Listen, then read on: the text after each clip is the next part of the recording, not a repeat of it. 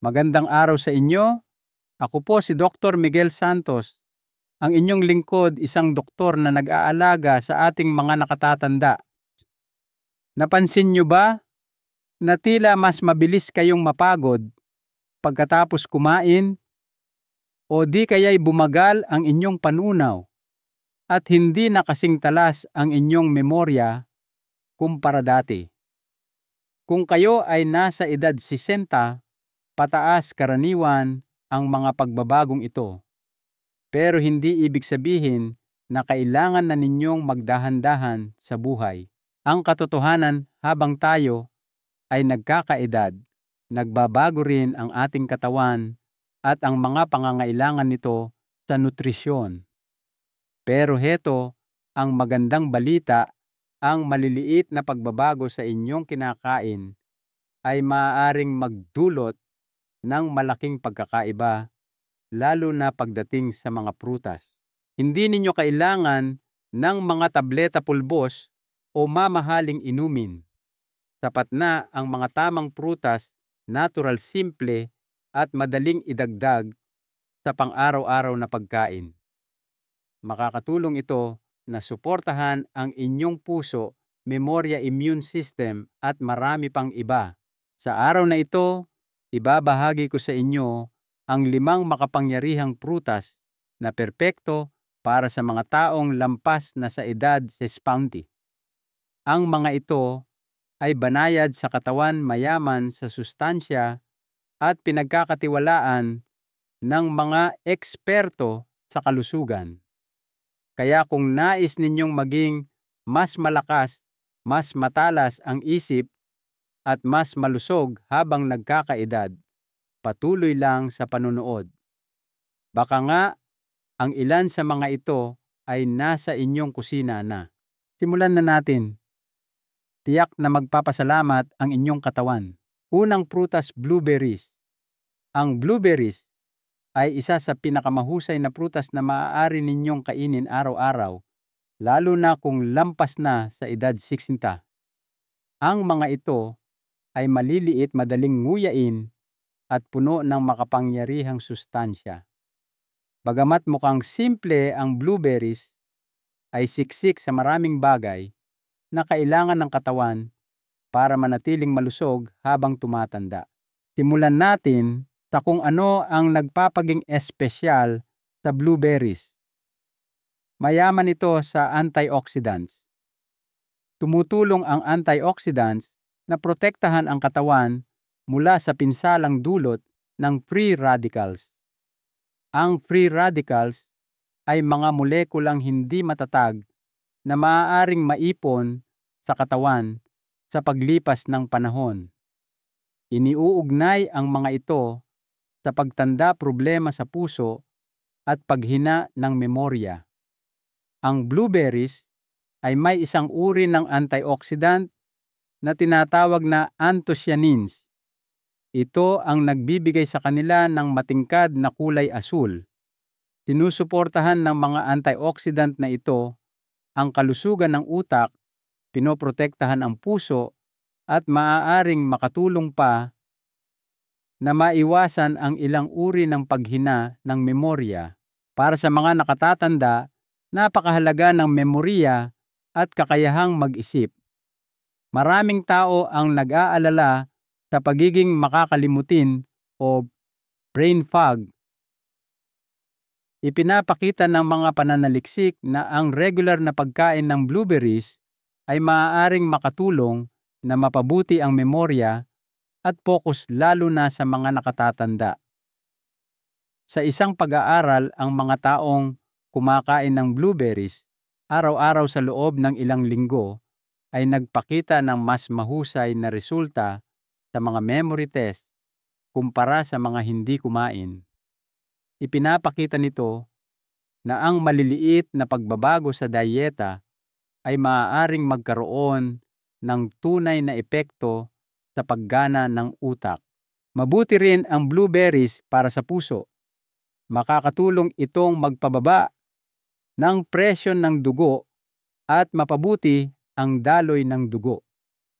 Mahalaga ito dahil ang kalusugan ng puso ay kadalasang nagiging isang alalahanin pagkatapos ng edad 60. Ang fiber sa blueberries ay tumutulong din na kontrolin ang antas ng kolesterol. Dahil dito, ang blueberries ay isang matalinong pagpili para sa sinumang nagsisikap na mapanatiling malakas at malusog ang kanilang puso. Ngayon, pag-usapan natin ang panunaw. Ang blueberries ay naglalaman ng parehong fiber at tubig. Ang dalawang ito ay nagtutulungan upang suportahan ang regular na pagdumi at maiwasan ang hirap sa pagdumi o constipation. Para sa maraming nakatatanda, ang pananatiling regular ay maaaring maging isang pang-araw-araw na hamon. Ang pagkain ng mga pagkaing may natural na fiber tulad ng blueberries ay maaaring makatulong na mapabuti ang panunaw sa isang ligtas at banayad na paraan. Isa pang kapaki-pakinabang na katotohanan ay ang blueberries ay may mababang glycemic index. Ibig sabihin, hindi ito nagdudulot ng biglaang pagtaas ng asukal sa dugo. Ito ay isang ligtas na pagpipilian ng prutas para sa mga taong may diabetes o pre-diabetes. Makukuha ninyo ang natural na tamis ng walang pag-aalala. Napakadaling isama ng blueberries sa inyong dieta. Maaari ninyo itong kainin ng sariwa frozen o kahit pinatuyo. Idagdag ito sa oatmeal yogurt o smoothies. Pwede rin itong kainin ng mag-isa bilang isang simpleng merienda. Kung nahihirapan kayong ngumuya, ang mga frozen blueberries na pinalambot na ay nagiging napakalambot. Kung gumagamit kayo ng pustiso o mas gusto ang malambot na pagkain, ito ay isang magandang opsyon. Hindi ninyo kailangan kumain ng marami, sapat na ang isang maliit na dakok, mga kalahating tasa araw-araw upang makuha ang mga benepisyo sa kalusugan. Maaari nyo rin itong ihalo sa iba pang mga prutas upang manatiling interesante ang mga pagkain. Kung bibili kayo ng sariwang blueberries, subukang itago ito sa ref at hugasan bago kainin. Ang mga frozen blueberries ay kasing sustansya ng mga sariwa at maaaring itago ng mas matagal. Pumili ng mga walang idinagdag na asukal kung bibili kayo ng frozen o pinatuyo. Tumungo na tayo sa susunod na prutas. Ikalawang prutas, mansanas. Ang mansanas ay isa sa mga pinakakaraniwang prutas sa buong mundo. Maraming tao ang nasisiyahan dito, ngunit hindi lahat ay alam kung gaano ito kabuti para sa kalusugan, lalo na pagkatapos ng edad 60. Ang mansanas ay simple masarap at puno ng mga sustansya na sumusuporta sa malusog na pagtanda. Madali itong mahanap sa halos bawat bansa at may iba't ibang uri. Mayaman ang mansanas sa fiber. Ang isang katamtamang laking mansanas ay naglalaman ng halos 4 na gramo ng fiber. Nakakatulong ang fiber na ito sa panunaw. Nagdaragdag ito ng bigat sa dumi at tumutulong na mas madali itong dumaan sa mga bituka. Maraming nakatatanda ang nakakaranas ng mas mabagal na panunaw at hindi regular na pagdumi.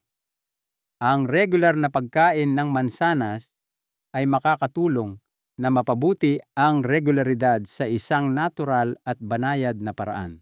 Ang uri ng fiber na matatagpuan sa mansanas ay parehong soluble at insoluble. Ang soluble fiber ay bumubuo ng isang parang gel na substance sa tiyan. Nakakatulong itong magpababa ng kolesterol at sumusuporta sa pagkontrol ng asukal sa dugo. Ang insoluble fiber naman ay nagdaragdag ng bigat sa dumi at tumutulong na maiwasan ang hirap sa pagdumi. Dahil dito, ang mansanas ay isang mahusay na pagpipilian para sa mga nakatatandang nais na pangalagaan ang kalusugan ng puso at ginhawa sa panunaw. Naglalaman din ang mansanas ng mahahalagang antioxidants tulad ng quercetin. Tumutulong ang quercetin na labanan ang pamamaga o inflammation sa katawan. Mahalaga ito dahil ang pamamaga ay nauugnay sa maraming karaniwang issue sa kalusugan na may kaugnayan sa edad tulad ng arthritis, sakit sa puso, at pagbaba ng kakayahang mag-isip. Ang pagkain ng mga pagkaing nagpapabawas ng pamamaga ay makakatulong sa mga nakatatanda na maging mas komportable at manatiling aktibo. Isa pang mahalagang benepisyo ng mansanas ay ang suporta sa asukal sa dugo. Kahit na matamis ang lasa ng mansanas, mayroon itong mababang glycemic index. Ibig sabihin, hindi ito nagdudulot ng mabilis na pagtaas ng antas ng asukal sa dugo. Ito ay ginagawang ligtas na prutas para sa mga taong may diabetes o sa mga sumusubok na pamahalaan ang kanilang asukal sa dugo. Pinapabagal din ng fiber sa mansanas kung gaano kabilis nasisipsip ang asukal sa daluyan ng dugo. Napakadali ring kainin ng mansanas. Hindi ito nangangailangan ng pagluluto at madali itong dalhin para sa merienda. Para sa mga taong may hirap sa pagnguya, maaaring balatan at hiwain ang mansanas sa mas maliliit na piraso. Maaari nyo rin itong lutuin ng bahagya para lumambot. Ang mga pinasingawang mansanas o gawang bahay na applesauce ay mahusay na mga pagpipilian para sa mga nakatatandang mas gusto ang malambot na pagkain. Abot kaya rin ang mansanas. Hindi ninyo kailangan gumastos ng malaki para regular na kumain nito. Mabibili ito sa halos lahat ng supermarket at maraming lokal na pamilihan ang nagbebenta ng sariwang mansanas sa bawat panahon. Hanapin ang mga mansanas na matigas at walang malalambot na bahagi. Hugasan ang mga ito bago kainin upang maalis ang anumang dumi o kemikal. Maaari ninyong kainin ang mansanas sa maraming paraan.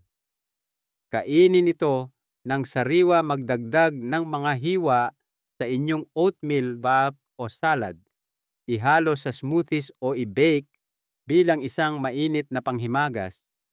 Kahit ang pagdaragdag ng kaunting kanela ay maaaring magpalabas ng natural na lasa habang sinusuportahan ang pagkontrol sa asukal sa dugo. Para makuha ang pinakamaraming benepisyo, subukang kainin ang mansanas kasama ang balat. Ang balat ay naglalaman ng karamihan sa fiber at antioxidants. Kung mas gusto ninyo ang binalatang mansanas, makukuha nyo pa rin ang maraming benepisyo, ngunit mawawala ang ilang fiber. Ikatlong prutas, papaya. May mga pagkakataon na kayang gawin ng pagkain ang hindi kayang gawin ng gamot. Ang papaya ay isa sa mga pagkaing iyon. Para sa maraming nakatatanda, nagiging mas mahirap ang panunaw habang nagkakaedad. Mas bumibigat ang pakiramdam pagkatapos kumain, mas madalas ang kabag at paglaki ng tiyan. Ang ilan ay nagsisimulang iwasan ang mga pagkaing dati nilang kinagigiliwan. Ang iba naman ay sumusubok ng mga tableta o pulbos na nag-aalok lamang ng panandaliang lunas. Ang papaya ay isang prutas na sumusuporta sa katawan sa isang banayad na paraan. Ito ay malambot, madaling nguyain, at higit sa lahat, tinutulungan nito ang inyong tiyan na gumana ng mas maayos sa natural na paraan. Ang nagpapakinabang sa papaya para sa panunaw ay isang enzyme na tinatawag na papain. Ang enzyme na ito ay tumutulong na durugin ang mga protina sa inyong pagkain. Ibig sabihin, mas maayos na dumadaloy ang pagkain sa inyong sistema. Binabawasan nito ang presyon sa inyong tiyan. Binabawasan nito ang pagkakataong manatili ang pagkain ng matagal at magdulot ng kabag o paglaki ng tiyan. Ang mga taong may mabagal o sensitibong bituka ay kadalasang bumubuti ang pakiramdam kapag regular silang kumakain ng papaya.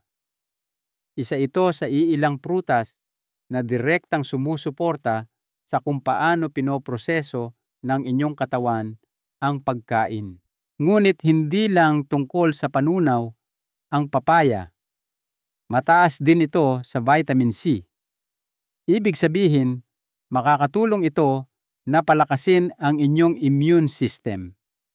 Habang tumatanda ang mga tao, humihina ang immune system. Kahit ang maliliit na impeksyon ay maaaring mas matagal gumaling. Ang pagkain ng mga pagkaing may natural na vitamin C ay tumutulong sa katawan na protektahan ang sarili mula sa sakit. Naglalaman din ito ng vitamin A na sumusuporta sa kalusugan ng paningin at balat. Nagbibigay din ng hydration ang papaya. Ang mataas na nilalaman nitong tubig ay tumutulong na maiwasan ang pagkatuyo sa katawan na nagiging mas karaniwan pagkatapos ng edad 60. Hindi tulad ng mansanas o berries, ang papaya ay maaaring hindi isang bagay na kinasanayan ninyong kainin. Ngunit ito ay nagiging mas karaniwan sa mga pamilihan sa buong mundo. At simple lang itong ihanda. Kapag hinog na ang balat ay dilaw o kahel. Hatiin ito, alisin ang mga itim na buto at kunin ang kahel na bahagi gamit ang isang kutsara. Ganoon lang. Para sa mga taong nangangailangan ng malambot na pagkain, ang papaya ay isang perpektong pagpipilian. Hindi ninyo kailangan itong lutuin. Hindi ninyo kailangan itong ihalo sa kahit ano. Sapat na ang ilang hiwa para maibigay sa inyong katawan ang kailangan nito.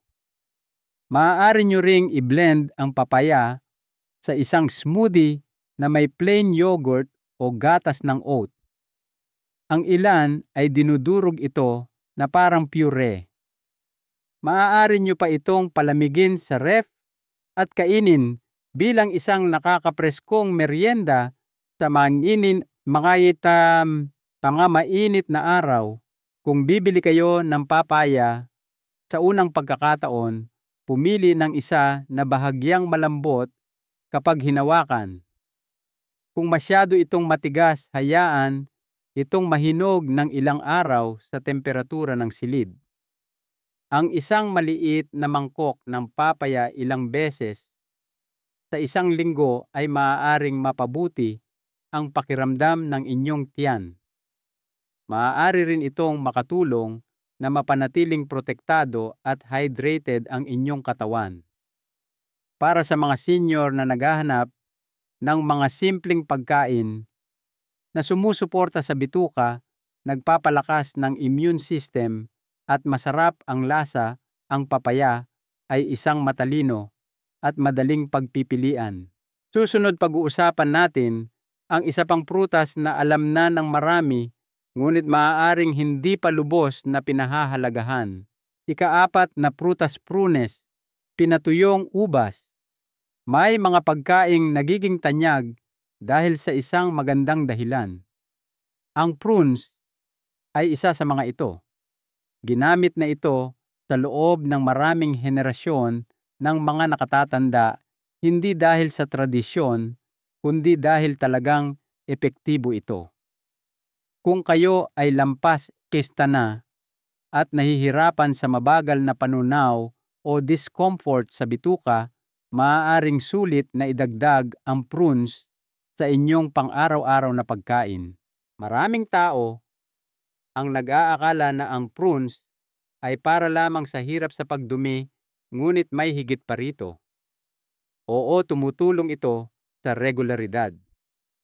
Mataas ito sa fiber at naglalaman ng tinatawag na sorbitol.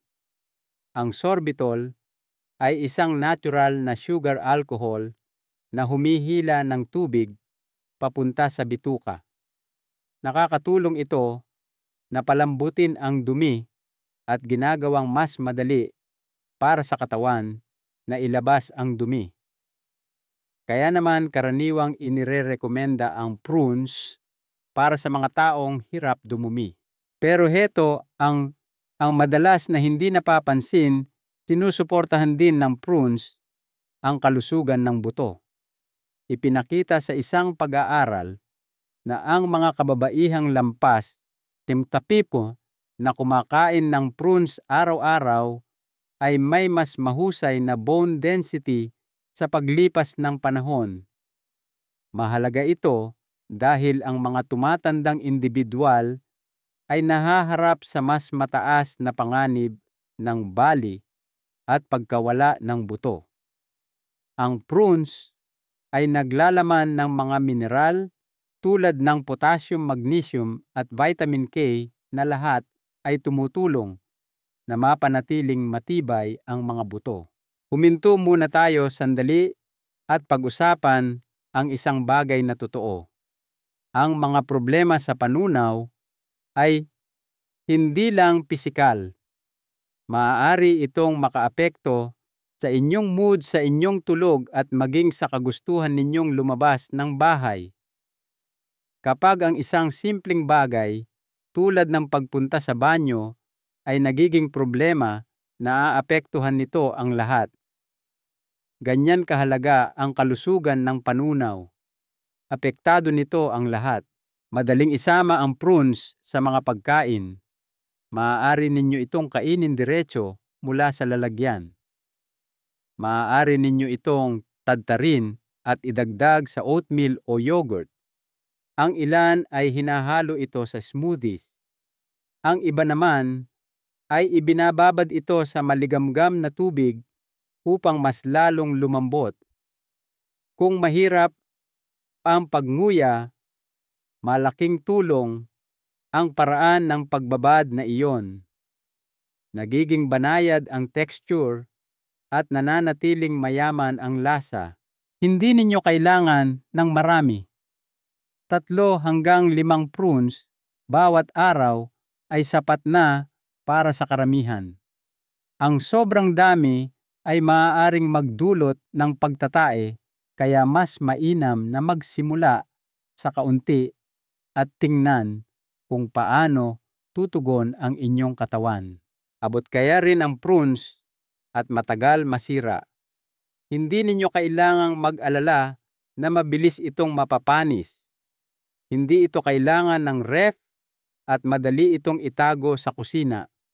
Kung binabantayan ninyo ang inyong sugar intake, tandaan na ang prunes ay natural na matamis, ngunit hindi ito nagpapataas ng asukal sa dugo tulad ng ilang dessert o processed snacks. Iyon ay dahil sa fiber nito na tumutulong na pabagalin ang panunaw. 5, prutas, saging. Hindi lahat ng prutas ay madaling kainin araw-araw, pero ang saging madali lang. Hindi ito kailangang hugasan. Hindi ito nangangailangan ng kutsilyo. Ito ay malambot, natural, na matamis at madaling tunawin. Para sa mga nakatatanda, mahalaga ito. Nag-aalok ang saging ng maraming benepisyo sa kalusugan na lalong kapaki-pakinabang pagkatapos ng edad 60. Mataas ito sa potassium, isang mineral na sumusuporta sa paggana ng puso at tumutulong na pamahalaan ang presyon ng dugo. Maraming senior ang sinasabihan ng mga doktor na bawasan ang asin. Ito ay dahil ang sobrang sodium ay maaaring magpataas ng presyon ng dugo. Tumutulong ang potassium na balansehin ang sodium sa katawan at nagpapababa ng tensyon sa mga daluyan ng dugo. Karamihan sa mga tao ay hindi nakakakuha ng sapat na potassium. Ang isang saging ay nagbibigay ng humigit kumulang persento ng pang-araw-araw na potassium na kailangan ng isang nakatatanda. Nakakatulong ito na mapanatiling malakas ang puso at maayos ang paggana ng mga kalamnan. Ang pulikat at panghihina ng kalamnan ay mas karaniwan din sa pagtanda. Ang saging ay naglalaman ng parehong potassium at magnesium na magkasamang sumusuporta sa kontrol ng kalamnan. Kung madalas kayong makaramdam ng paninigas sa inyong mga binti o braso, ang pagdaragdag ng saging sa inyong dieta ay maaaring makatulong na maibsan ang pakiramdam na iyon sa paglipas ng panahon. Nagbibigay din ng enerhiya sa katawan ang saging. Naglalaman ito ng mga natural na carbohydrates na ginagamit ng katawan bilang panggatong. Iba ito sa mga idinagdag na asukal na matatagpuan sa mga merienda o inumin. Dahan-dahang natutunaw ang saging na nagbibigay sa katawan ng isang matatag na anyo ng enerhiya ng walang matalim na pagtaas at pagbaba ng asukal sa dugo. Isa pang kapaki-pakinabang na punto ay kung gaano kadaling isama ang saging sa mga pagkain. Maaari ninyo itong kainin ng ganoon lang. Maaari ninyong hiwain sa cereal o oatmeal. Mahusay itong ihalo sa yogurt at maaari itong i-blend sa smoothies. Kung ang pagnguya ay isang alalahanin, ang saging ay isa sa mga pinakamalambot at pinaka-denture-friendly na prutas na magagamit. Para sa mga may problema sa tiyan, banayad ang saging. Madalas itong inirerekomenda para sa mga individual na may pagduduwal sensitibo sa asido o hindi magandang pakiramdam sa tiyan. Tumutulong itong protektahan ang dingding ng tiyan.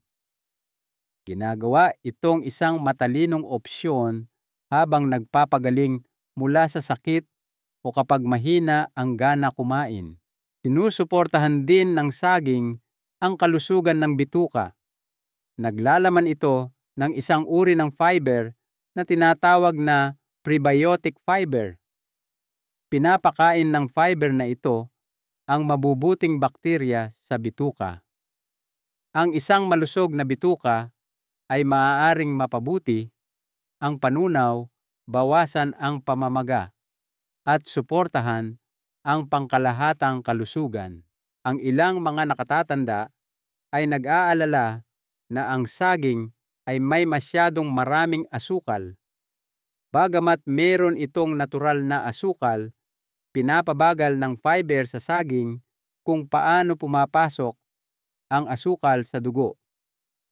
Ginagawa itong mas ligtas na opsyon kaysa sa mga naprosesong matatamis. Gayunpaman, kung mahigpit ninyong binabantayan ang inyong sugar intake, pumili ng saging na medyo berde pa. Ang mga hindi gaanong hinog na saging ay naglalaman ng mas kaunting asukal at mas maraming resistant starch na mabuti para sa kalusugan ng bituka. Ang saging din ay isa sa mga pinakaabot-kayang prutas sa mundo. Ibinebenta ito sa halos lahat ng tindahan at palengke. Mayroon itong sariling balat na ginagawang simple at malinis ang pag-iimbak. Itago ito sa temperatura ng silid at kainin sa loob ng ilang araw pagkatapos itong manilaw. Konklusyon. Ngayon ay natutunan na ninyo ang tungkol sa 5 prutas na sumusuporta sa malusog na pagtanda. Ang mga prutas na ito ay hindi mahirap hanapin. Hindi sila nangangailangan ng espesyal na paghahanda. Maaari ninyo silang kainin araw-araw nang hindi gumagastos ng malaki. Ngunit ang pinakamahalaga, bawat isa ay nagbibigay sa katawan ng isang bagay na tunay na kailangan nito pagkatapos ng edad 60. Ang bawat prutas ay nagbibigay ng suporta sa katawan sa iba't ibang paraan. Hindi ninyo kailangang kainin ang lahat ng 5 araw-araw.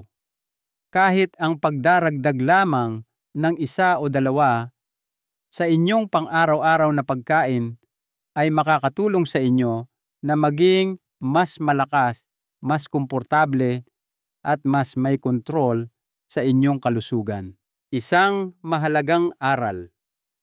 Ang pagtanda ay hindi nangangahulugan ng pagsuko sa magandang pakiramdam. Sa katunayan, ang mga maliliit na ugali tulad ng pagkain ng mga tamang prutas ay maaaring magprotekta sa inyong katawan, magpasigla ng inyong kalooban at magbigay sa inyo ng mas maraming enerhiya para sa mga bagay na inyong kinagigiliwan. Hindi ninyo kailangan ng mga tableta o espesyal na produkto.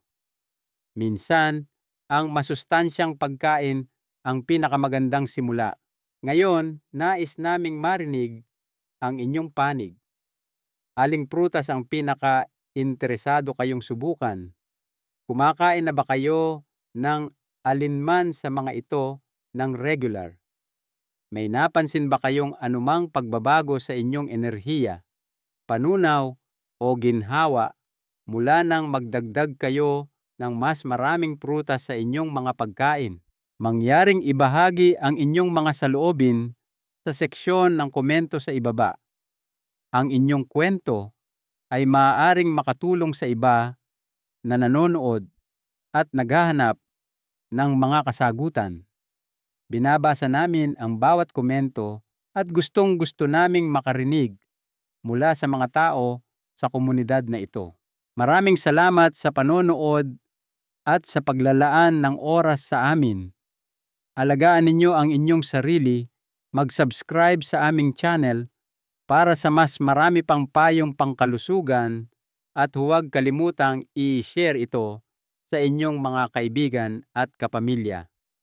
Magkita-kita tayo sa susunod